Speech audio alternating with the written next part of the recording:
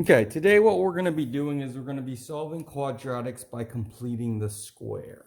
So we've used completing the square to graph, but now we're actually going to use it to solve. So we're still going to follow the same process we did before.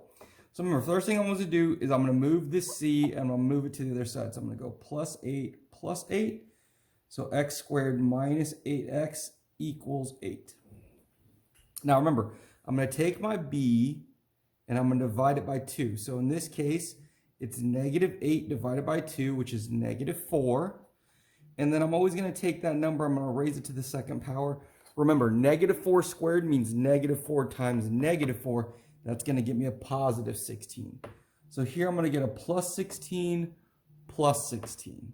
Okay? So this is going to give me a 24. And if you remember, this is always going to turn into what? I'm going to put my parentheses with the 2 and x, and then what number goes right here? It's always going to be this number that was divided by 2. It's going to be negative 4.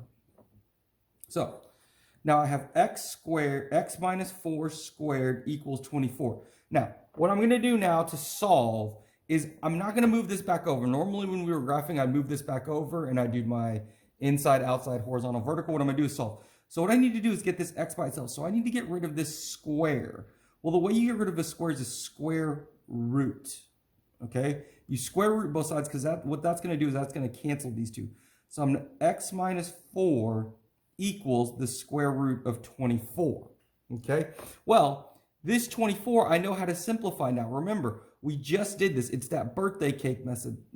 So I'm going to go 24 divided by, remember, my prime numbers are 2, 3, 5, 7, 11, 13. Which one of those goes into 24? We'll go with 2. Oh, sorry, 2 right here. That gives me a 12. I can take out another 2.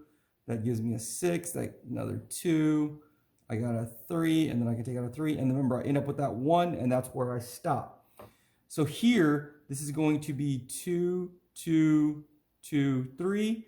I circle my pair. This goes on the outside. The circle goes on the outside one time.